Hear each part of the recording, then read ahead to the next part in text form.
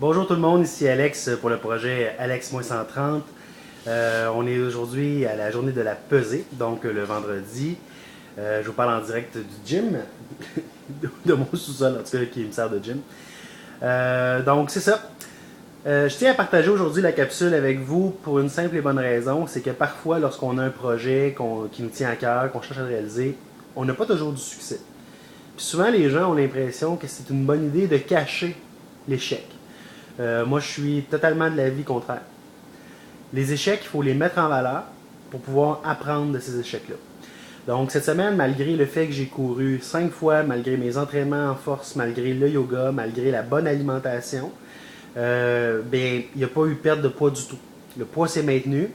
Probablement qu'il y a eu une prise de musculation. Probablement qu'il y a eu une définition des tonus, mais pour le reste, il n'y a pas eu de perte de poids en tant que tel. Après avoir discuté avec mon kinésiologue, on en vient à la conclusion que, puis ça c'est important, si vous êtes obèse, puis ça fait longtemps que vous êtes obèse, écoutez bien ça, très important. Il m'expliquait que chez les obèses juvéniles, moi je suis en surplus de poids depuis que je suis un tout petit garçon. Chez les obèses juvéniles, il y a deux types d'obèses. Il y a les obèses qui ont lâché prise, c'est-à-dire qu'ils mangent comme des obèses, ils vivent comme des obèses, ils vont manger du junk food, ils font pas beaucoup d'exercices, sont très très très sédentaires. Eh bien, ça c'est la première catégorie. Il y a une autre catégorie également qui existe, c'est les obèses juvéniles qui ont tenté toujours de perdre du poids et qui se sont toujours entraînés, mais à intervalles, je vous dirais, in and out. Et puis ça a comme impact très important que le métabolisme a augmenté.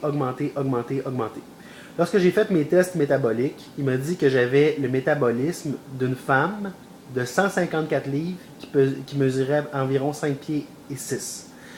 Donc, autrement dit, mon métabolisme présentement, malgré mon surplus de poids, est extrêmement élevé. C'est ce qui a fait en sorte qu'à date, j'ai pas de cholestérol, j'ai pas de diabète, j'ai pas de problème cardiaque. Je suis en bonne santé physique parce que j'ai toujours couru, j'ai toujours fait un petit peu de musculation, j'ai toujours eu certaines activités. Et puis ça a comme impact que finalement, oui, ça me garde en santé, mais ça fait en sorte qu'aujourd'hui, dans le processus de perdre du poids, ça devient extrêmement plus compliqué. Et puis chaque livre va demander un effort additionnel. Donc on a restructuré ma séquence d'entraînement, d'alimentation, etc. Alors je tenais à vous le partager aujourd'hui. S'il vous plaît, continuez à partager la page, continuez pour les appuis. Je m'engage encore une fois à donner $1 à Livestrong à chaque fois que j'ai un appui de plus.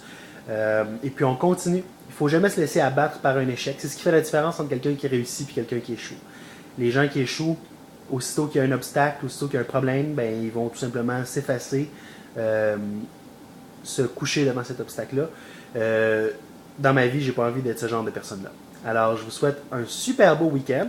Profitez-en bien. Nous autres, on s'en va à Saint-Tite voir l'échafaud et le Festival Western avec de très bons amis à nous. Alors, profitez-en bien, profitez du beau soleil. Je vous embrasse. Bye bye.